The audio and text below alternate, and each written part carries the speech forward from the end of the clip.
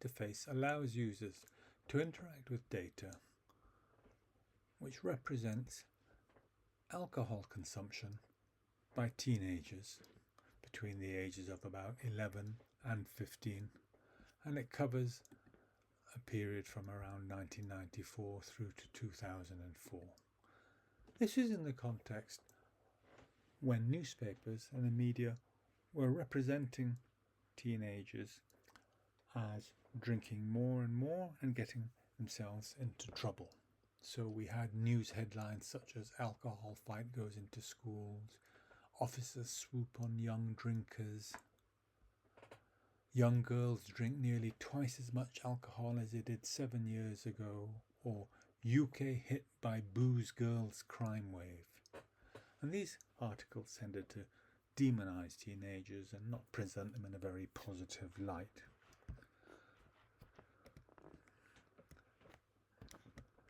If we look at the headlines themselves, they often presented the idea that the issue about alcohol consumption, which was on the rise, could be addressed through education by taking the fight into schools, for example. Here it talks about 11 to 15-year-olds. The amount consumed by 11 to 15-year-olds who drink has spiraled.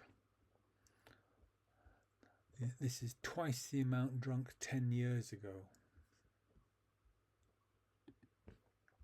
Underage drinking is a big problem. And with articles here, sections here, which says, you cannot prevent teenagers from meeting alcohol, but you can educate them about the right way to react with situations and be sensible about drinking. Booze bans sobering for town's teenagers. And here we see that if underage drinkers are found with drink, it's taken from them and we take them back to the police station where they wait for their parents. We then refer the child to drug and alcohol counsellors who underline the risk to health and the trouble which antisocial behaviour can lead to. Many of these youngsters don't seem to realise the danger they can put themselves in. So the idea that the teenagers don't know what they're doing when they start drinking alcohol, that it's through an ignorance, it's through a lack of information. And also the idea that the decrease in the price of alcohol to pocket money prices is encouraging more young children to binge drink. But throughout is the idea that this is addressed through education and that it's increasingly becoming a problem. By allowing teenagers to deal and engage with the data which was claiming to represent them, they were able to address some of the issues which were being raised. We asked these teenagers to look at ways of countering or answering the media rhetoric. This might have been just by a talking head, it could be writing another letter to the editor or a newspaper article, or carrying out an interview. So in this interface here, we're able to see a comparison between children who had lessons about alcohol and those who hadn't. And the users could make a direct comparison between the two groups and the amount they drink, whether it was daily, twice a week, weekly, fortnightly, and so on, and draw some conclusions about the effectiveness of lessons. Here we're looking at the comparison of boys who are 15 years old and the effect of lessons, and they could easily move to look at girls and see if there was any difference in the effects, and of course they could move quickly between boys and girls and see if there was a difference in the drinking behaviour of 15-year-old boys and 15-year-old girls.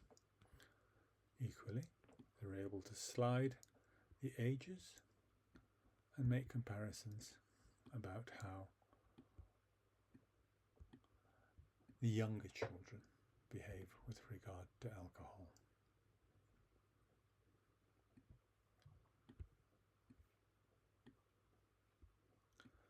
They're able to move the sliders so they could look at alcohol consumption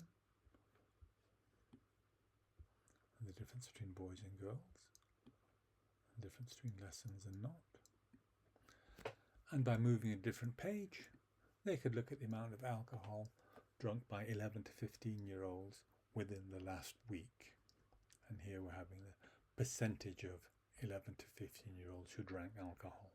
And here we're looking at 2004, but they're able to look at data going back to 1994 and start to draw conclusions about whether or not this generation in 2004 was drinking more than they had 10 years ago. They're able to move year onto the plot axis and again look at whether there were differences across ages, and if in fact there really was an alcohol problem amongst 11-year-olds, 12-year-olds, 13-year-olds, and so on.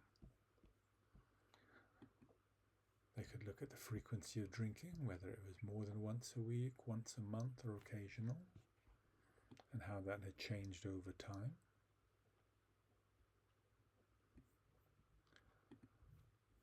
The mean alcohol consumption,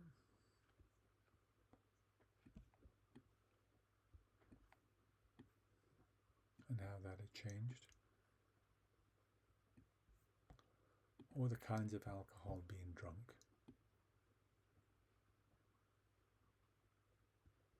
And whether there's any variation in that.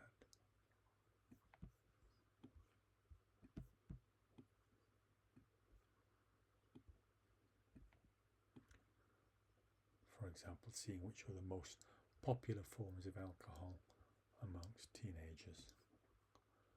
And here they could see the number of units being drunk.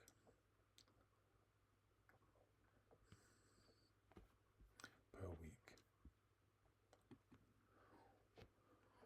With access to this data and the ability to interact and engage with it, teenagers were able to draw conclusions about the way they were being represented, and they weren't told to find any particular conclusion, but to arrive at their own conclusions and be able to address the media rhetoric which was making claims about them.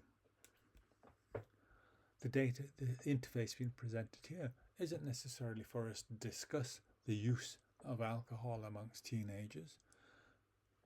It is instead to demonstrate that by having the right data and appropriate access to that data,